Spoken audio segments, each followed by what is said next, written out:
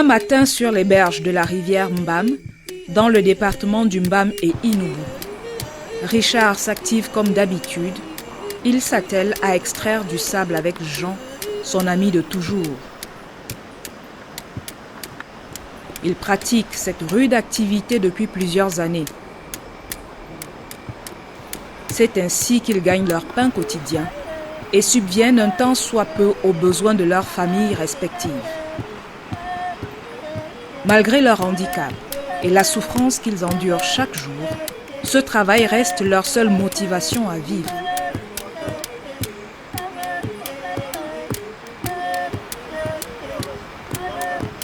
Dans leur village, Biatsota, aux environs de la rivière, l'on salue leur courage. Je suis obligé de venir me débrouiller. Je n'ai pas attendre que demander que me donne en route. Je me dis qu'un peu du sable pour mettre mes enfants à l'école et les petits-fils. Il y a plus de 30 ans que je travaille le sable. Je ne suis pas né aveugle. J'ai travaillé d'abord le sable avant que je ne sois aveugle. Avec l'expérience, je continue à travailler. Les victimes de la cécité des rivières, comme Richard et Jean, sont encore nombreuses au Cameroun, dans les localités traversées par certains fleuves et rivières au débit rapide. Le long de ces cours d'eau, l'onchocercose, maladie encore appelée cécité des rivières, ou filaire selon le langage populaire, continue à faire des ravages. L'onchocercose, c'est une maladie parasitaire due à Onchocerca volvulus. Cette maladie est transmise par les simuli. Le bruit de l'eau que nous entendons sont des cascades d'eau oxygénée qui permet le développement de ces simuli. L'onchocercose est un problème de santé publique au Cameroun. C'est une préoccupation qui a donné lieu, en 1995, à la mise en place par le gouvernement camerounais d'une stratégie de lutte avec le soutien de l'Organisation mondiale de la santé OMS et d'autres partenaires à travers le monde. Cette stratégie repose sur la conduite de campagnes de sensibilisation et de traitement de masse des populations au mectisant, dans les zones à risque de la maladie, notamment le long des grands cours d'eau. La stratégie principale que l'État utilise, c'est le traitement à l'ivermectine sous-directif communautaire, DIDC, qu'on utilise. C'est-à-dire qu'on reçoit le médecin d'un donateur MDPK à l'étranger et on l'utilise à travers les distributeurs communautaires dans les communautés. Le bilan, plus de 20 ans après le lancement de cette lutte contre l'onchocercose, fait apparaître un recul palpable de l'emprise des filaires sur la vie quotidienne des populations. Dans ce foyer de Bafia où nous sommes, je me rappelle en 1994, quand je circulais dans les villages, on voyait la peau de toutes jeunes filles, des jeunes hommes complètement détruits par l'onchocercose. Aujourd'hui, quand on y revient, la situation a énormément changé. La peau des gens a changé. On ne voit plus ces graves lésions dues à l'onchocercose. Les nombreux cas de cécité qu'on rencontrait dans les villages a énormément diminué. Donc on ne voit plus beaucoup d'aveugles à cause du traitement par l'ivermectine. Les cas d'épilepsie aussi, nous avons vu ici à Bafia, dans chaque famille, il y avait au moins un cas d'épilepsie. Et aujourd'hui, on n'en voit plus à cause du succès de la lutte contre l'onchocercose avec l'ivermectine. Donc c'est un programme qui a bien marché. Ce soulagement conduit à relever l'efficacité de certains aspects de la stratégie de lutte déployée. Cependant, la stratégie a aussi révélé des faiblesses conduisant à la persistance de la maladie dans certaines zones. Comme tout programme, on n'a pas le 100%. Tous les gens qui sont éligibles ne prennent pas toujours le traitement. D'autres par peur des effets secondaires parce qu'ils ont eu certainement des familles qui ont eu des complications, des décès, qui fait qu'il y a des moments où certaines personnes relâchent le traitement alors que le traitement est très long, moins 15 à 20 ans. Des traitements assidus pour éliminer. Et si dans l'entourage, il y a des porteurs qui sont les porteurs, ils vont retransmettre la maladie. L'onchocercose est une maladie grave, transmise à l'homme par la simulie, encore appelée mouche noire ou mout-mout dans le parler familier camerounais. Cet insecte vit le long de cours d'eau intensément fréquentés par des populations pour leurs activités quotidiennes. Des millions de personnes doivent chevaucher les flots ou camper les berges pour la pêche, la circulation, l'extraction du sable, la lessive, l'agriculture.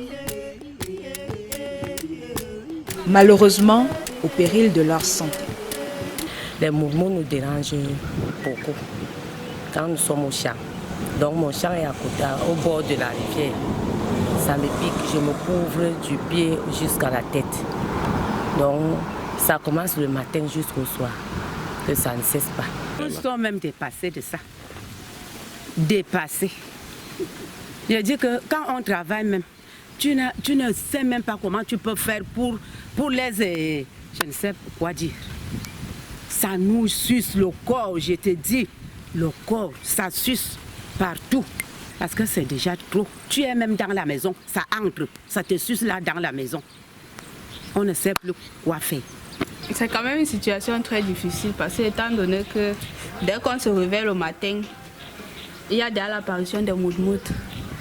Il faut soit tu dois être tout couvert, soit tu es vraiment à la merci de tous ces mouvements-là. Et du coup, voici les conséquences. Il y a le rouget un peu de partout sur moi là. Donc c'est un peu ça. Ça va être c'est ça qui va donner ça. Endurer les piqûres de moutmout, tel est le sort des nombreux riverains des cours d'eau comme le Mbam. Il est impossible pour ces personnes d'échapper à la simulie très densément présente. C'est un grand défi pour l'efficacité de la politique publique contre la maladie. Depuis plus d'une vingtaine d'années, le Centre de recherche sur les filarioses et autres maladies tropicales accompagne l'État du Cameroun dans sa stratégie nationale de lutte contre l'onchocercose. L'équipe dirigée par le professeur Joseph Kamnio se consacre à la recherche de solutions pour éradiquer la cécité des rivières et notamment la mise sur pied d'une nouvelle stratégie de lutte. L'objectif aujourd'hui de l'Organisation mondiale de la santé et de tout le gratin international qui lutte contre l'onchocercose, c'est d'éliminer complètement cette maladie.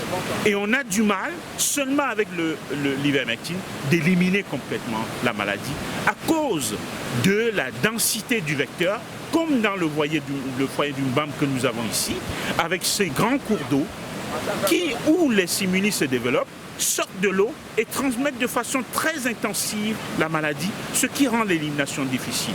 Donc cette nouvelle stratégie que nous sommes en train de mettre en place nous permettra de tuer les simulis. Nous allons supprimer ces mouches noires, ces simulis, ces moutmoutes qui piquent les populations le long des cours d'eau, de tous les grands cours d'eau du Cameroun. Le Cameroun jouit d'un territoire arrosé par plusieurs grands cours d'eau. À l'instar de la Benoué au nord, le Lom, le Pangar, le Nyon, la Bumba et l'Angoko à l'est. Le Mbam, le Kim au centre, ainsi que la Sanaga, que l'on retrouve aussi dans le littoral, avec le Vouri, la Dibamba, le Mungo et le Nkam. À l'ouest, le Noun, et au sud, le Ntem. Et près d'une vingtaine de cours d'eau entretiennent la transmission de l'onchocercose au Cameroun. Pour le Centre de recherche sur les filarioses et autres maladies tropicales, l'option de détruire les niches de la simulie le long des cours d'eau est une bonne alternative au traitement médicamenteux des populations piquées. Il s'agit d'éliminer l'onchocercose en s'attaquant à la racine du mal. Parmi les stratégies de lutte contre le vecteur de la cécité des rivières, celle baptisée Slash and Clear semble promettre le meilleur résultat.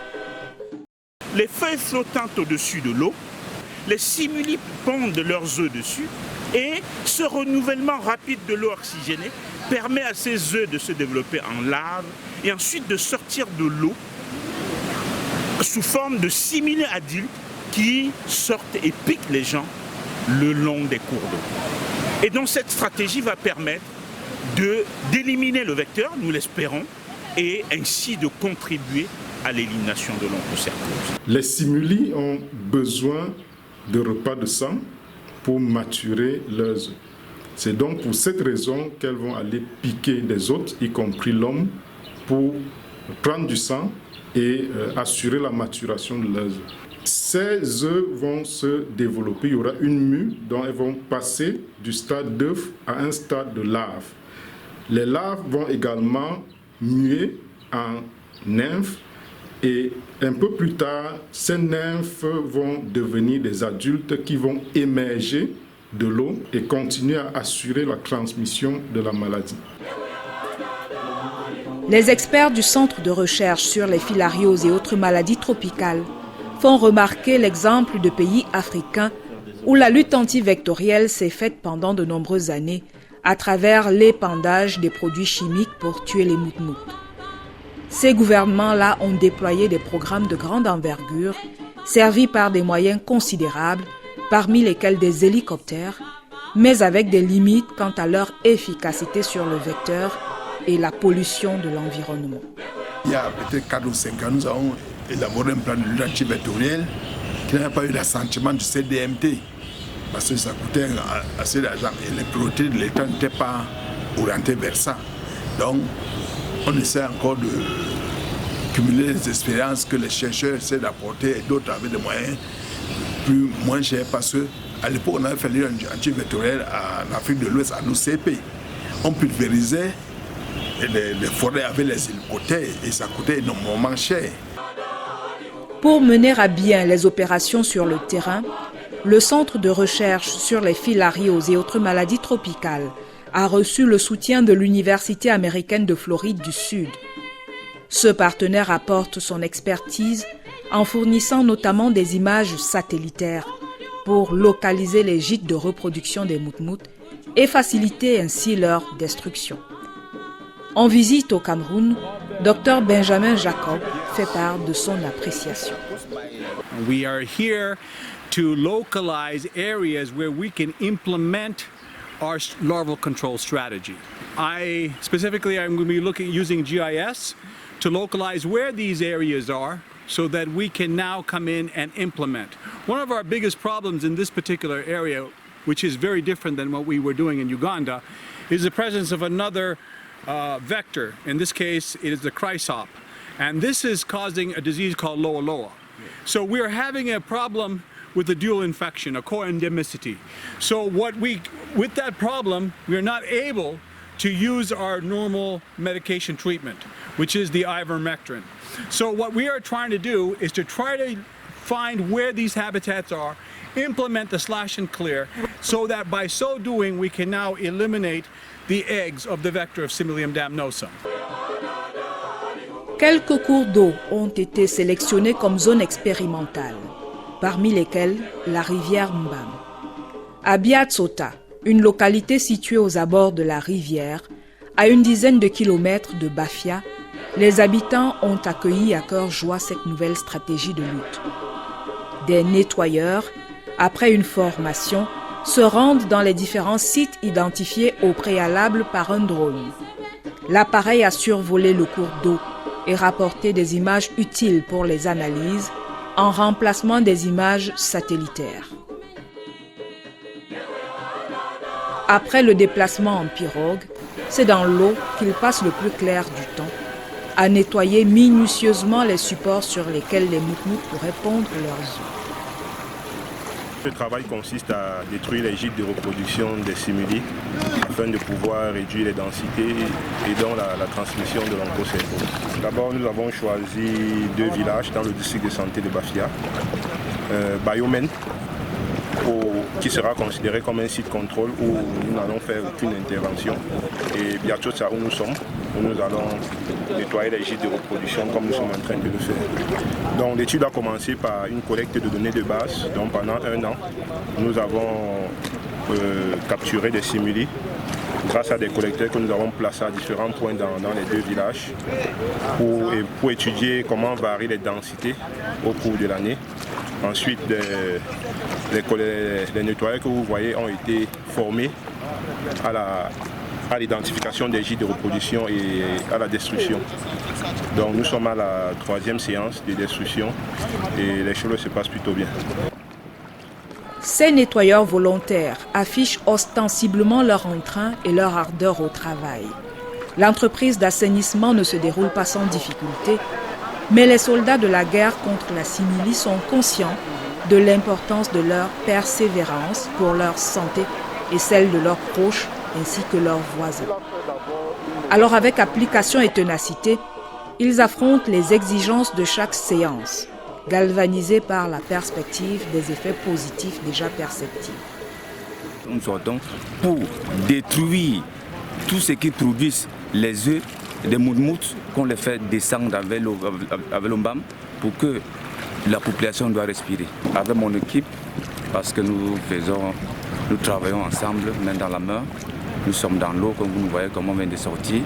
Il y a un peu de risque, mais avec l'appui du village, que le village vraiment est content de faire un travail pour que, à l'avenir, nos enfants ne puissent pas souffrir comme nous on a commencé, que les momodos piquaient de peu partout, que nous voulons, avec l'appui de l'État, que les moustiques et le village doivent diminuer. On n'a plus en parler encore, on n'en parlera plus, et de momodos. Je suis très fier de voir notre frère, M. André, venir choisir notre village pour détruire ces moutmoutes qui nous rongent. On n'a même pas moyen même de rester chez nous dans la maison. Les moutmoutes nous rongent même jusque dans la maison.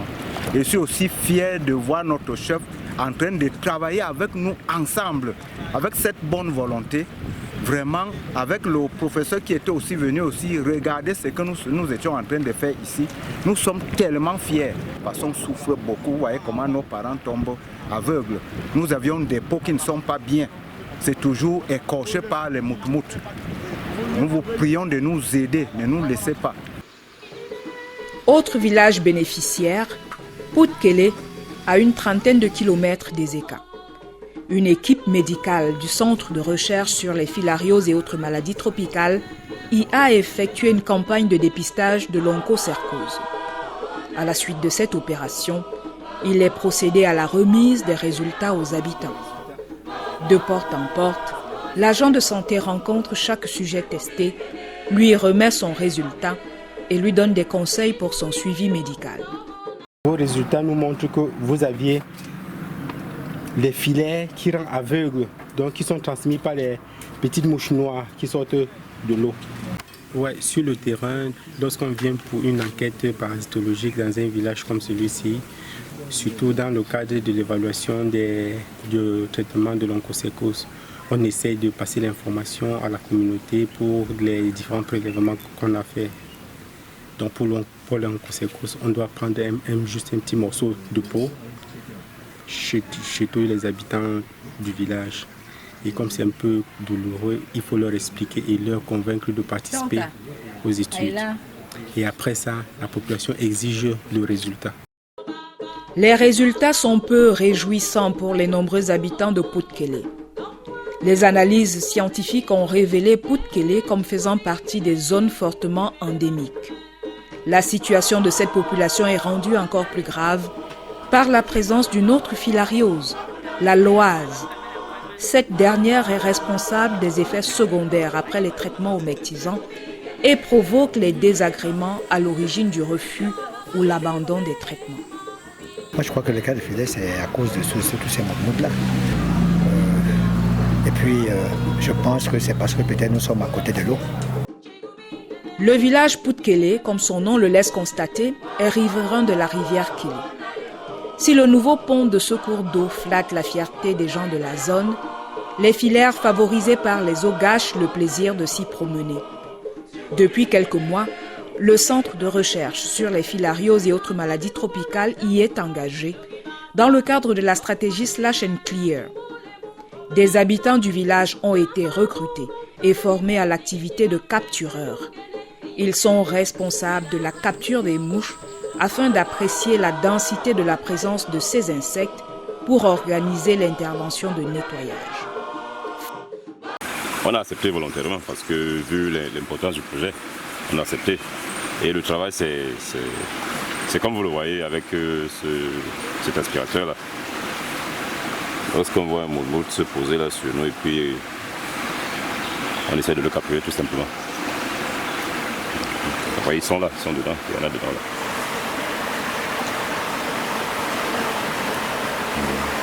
Je suis sur place, mais quand il y a trop de soleil, je me mets à l'ombre.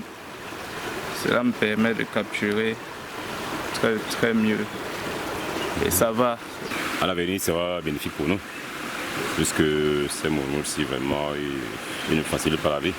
Nous avons voulu commencer d'abord à collecter les données de base. Ces données de base sont collectées depuis le mois de janvier. Ce que nous faisons, c'est que nous capturons les mouches. Les mouches sont capturées par un personnel qui a été recruté localement. Et généralement, nous faisons cette capture une fois le mois, c'est-à-dire nous faisons une descente sur le terrain qui dure pratiquement 4 jours. Nous avons formé des équipes au préalable. Il y a une équipe qui travaille de 7h jusqu'à 12h et une autre équipe qui travaille de 12h jusqu'à 17h. Et donc, ces équipes rotent, parce que là nous avons 4 points de capture.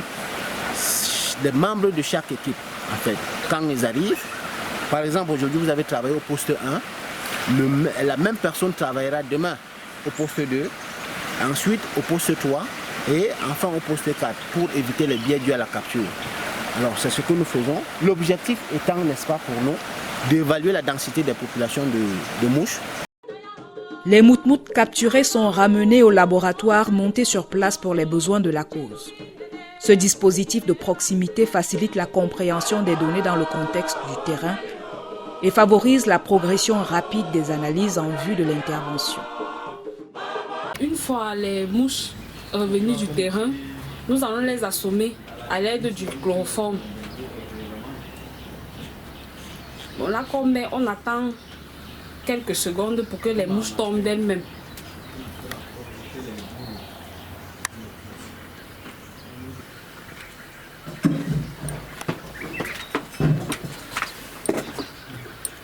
Et le reste est conservé dans des boîtes pour des analyses moléculaires plus approfondies, pour des analyses génétiques et moléculaires plus approfondies. Put it under the microscope, it magnifies it, then you start dissecting from the abdomen. You open the abdomen gently with one, you remove the ovaries, then from there you start examining to know whether it is a Paros fly or a nulliparous fly. So you do that for all the flies to be able to differentiate whether it has taken a blood meal or not. Les résultats finaux sont reportés sur une fiche où on note le nombre de mouches collectées, le nombre disséquées, le nombre de parts, le nombre de nullipares et s'il y a infection, à quel niveau et s'il y a des observations. À la fin des opérations de terrain, les larves collectées sont conservées pour des analyses plus approfondies. Les simili ou moutmout forment ce qu'on appelle des complexes d'espèces. Ce sont des espèces qui, sur le plan morphologique, sont identiques, mais en réalité, c'est des espèces différentes. Donc pendant que nous nettoyons les gîtes de reproduction, nous profitons pour collecter quelques larves, comme vous pouvez le voir, et que nous conservons dans une solution qu'on appelle le canoï. C'est un mélange d'acide acétique et d'éthanol. Donc ces larves vont nous permettre d'identifier à quelle espèce nous avons affaire. Nous avons pratiqué la technique qu'on appelle la cytotaxonomie, c'est-à-dire l'étude des chromosomes que l'on retrouve dans les cellules de ces larves. C'est une technique qui n'est pas très maîtrisée en Afrique, mais ici, là, nous, petit à petit, nous apprenons à faire cette technique. Le Centre de recherche sur les filarioses et autres maladies tropicales déploie ainsi une organisation dédiée au développement de la stratégie Slash and Clear. Un processus exigeant, mais dont les premiers résultats permettent de prédire la réduction forte de la présence de l'onchocercose au Cameroun. La stratégie classique de lutte contre l'onchocercose, c'est le traitement à l'ivermectine sous directive communautaire. Cette stratégie est basée sur l'ivermectine, qu'on connaît beaucoup plus sous le nom de mectisant. Le mectisant va cibler le parasite, c'est-à-dire va tuer les microfilaires, les bébés filaires qui se retrouvent sous la peau. Et même si la simuli, qui est le vecteur de cette maladie, pique un sujet humain ou bien pique un autre, les microfilaires ne seront plus disponibles et donc la transmission sera interrompue.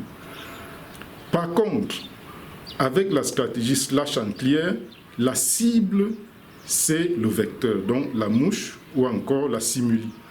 Et en détruisant l'habitat des mouches, en détruisant les gîtes larvaires, les sites de ponte de ces mouches-là, on va réduire la densité des mouches, voire supprimer la densité des mouches. Et la conséquence sera que même si les populations ont encore les parasites, les mouches ne seront plus disponibles pour piquer ces populations et assurer la transmission de la maladie. La stratégie Slash and Clear s'inscrit parmi les opérations d'envergure qui ont besoin de l'adhésion de tous les acteurs et partenaires au développement pour être couronnées de succès. One of the things that I would like to really talk about here is the cooperation that we're getting from the local people, which has been incredible. Nous voulons l'accompagnement de toutes les mairies, de toutes les autorités le long de ces grands cours d'eau pour nous assister également à travailler à l'élimination de ce vecteur. Parce que comme je vous l'ai dit, toutes les populations qui travaillent le long de ces cours d'eau n'ont pas leur rentabilité à l'optimum à cause de piqûres de ces milliers de simuli et qui les gênent pour leur travail. Et donc nous demandons l'accompagnement des mairies, des autorités pour la destruction de ce vecteur qui pourra permettre l'augmentation de la rentabilité des agriculteurs le long de ces terres fertiles dans les vallées des grands cours d'eau de notre pays. Le Cameroun, reconnu pour sa biodiversité variée et la beauté de ses paysages, dont les lits des cours d'eau, ne tire malheureusement pas un grand profit de ces zones humides sur le plan touristique. Les hippopotames du Mbam, par exemple, race très rare, ont du mal à attirer des visiteurs. De même que des milliers d'hectares de terres fertiles aux environs du Noun, de la Sanaga ou ailleurs ne peuvent être sereinement exploités à cause des moutmouts. La stratégie Slash and Clear, conçue, expérimentée et développée par le Centre de recherche sur les filarioses et autres maladies tropicales, avec le partenariat de l'Université américaine de Floride du Sud, serait l'occasion toute trouvée d'en finir avec l'onchocercose pour peu que tous les décideurs et partenaires de développement y participent.